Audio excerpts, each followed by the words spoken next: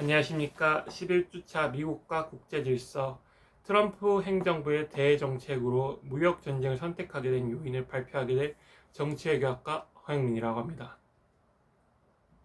제가 오늘 발표할 순서는 간단하게 미중 무역전쟁의 배경을 설명하고 트럼프 행정부의 무역전쟁 전개 과정과 그 속의 숨은 의도들을 분석하고 결론을 말씀드리는 순서로 발표를 진행하도록 하겠습니다.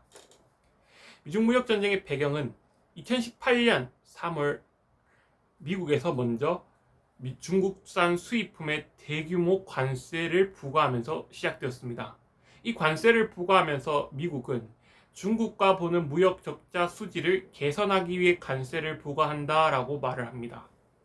실제로 미 상무부 보고서에 따라도 미국이 중국에게 보는 무역 적자 수지가 47.2%로 다른 여타 국가들보다 많다라는 것을 알 수가 있었습니다. 그러나 이러한 적자 수지 개선은 미중 무역 전쟁의 표면적인 이유일 뿐이고 그 이면적인 이유를 살펴본다면 중국의 고도 성장이 있었다라고 할 수가 있습니다. 실제로 2018년 6조 3천억 달러 규모였던 미중 간의 경제적 격차는 2020년 2조 9천억 달러로 급격하게 줄어들게 됩니다. 그 이유에는 바로 4차 산업을 기반으로 둔 제조업을 중국에서 집약적으로 육성했기 때문이라고 할 수 있습니다. 포춘지 500대 기업에 따르면 2000년 12개였던 중국의 500대 기업 숫자가 2017년에는 107개로 급격하게 늘어난 것을 볼 수가 있습니다. 반면 동기간 미국은 185개에서 134개로 급격히 줄어든 것을 볼 수가 있습니다. 또한 하이테크놀로지 기술을 기반으로 한 수출 또한 중국이 4,300억 달러 규모의 약 4,300억 달러의 규모를 수출하는 반면 미국은 이에 못 미치는 수준이었다라고 할 수가 있습니다. 즉 미국과 중국의 경제적 역량이 좁혀지고 있기 때문에 미국은 이를 해결할 수단이 필요했고 그것이 미중 무역 전쟁으로 나타나게 되었다라고 설명할 수가 있습니다. 그렇다면 트럼프의 미중 무역 전쟁은 어떻게 전개가 되었느냐를 살펴보아야 되는데 트럼프의 무역 전쟁의 시작은 3월 8일 철강과 알루미늄에 각각 25%와 10%의 추가 관세를 부과하면서 시작이 되었습니다. 그리고 22일에는 500억 달러 규모의 이제 상품에 추가 관세를 부과하겠다라는 예고를 합니다. 행정 명령을 시행합니다. 그러자 중국도 가만히 있지 않습니다. 23일 이제 30억 달러 규모의 돈육 등의 상품에 우리도 보복 관세를 하겠다라고 추가 예고를 합니다.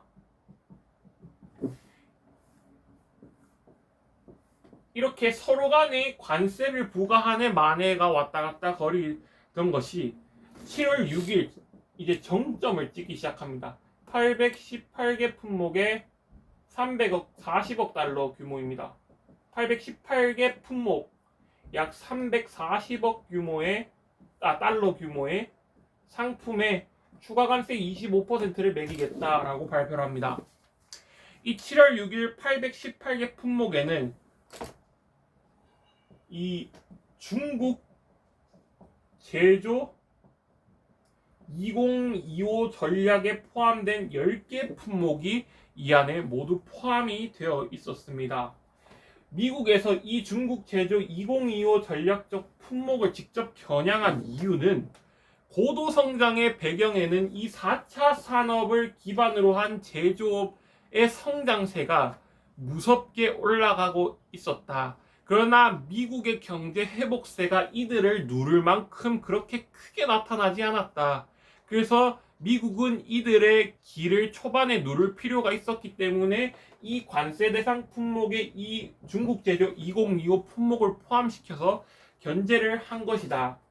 그렇다면 왜 관세 부과를 통해서 이 무역 전쟁이 전개되었는지를 살펴보아야 합니다. UN 커먼 트레이드에 따르면 약 1%의 관세가 오르면은 약 0.98%의 수출 물량에 타격을 받는다라고 합니다. 그리고 여기서 25%의 관세가 올라가면 약 23.4%의 수출 물량에 타격을 입는다라고 합니다. 그래서 25%를 올렸을 때 이 중국 제조 2025 품목들이 받는 타격은 기계류가 20.8%, 전기기기가 21.7%, 광학, 의료, 측정, 정밀, 검사 기기 등이 약 19.1% 타격을 받을 것으로 예상을 했습니다. 이렇게 서로 간에 탁구 경기하듯이 관세를 부과하면 보복 관세를 부과하는 것이 해를 넘겨 2019년까지 진행이 됩니다.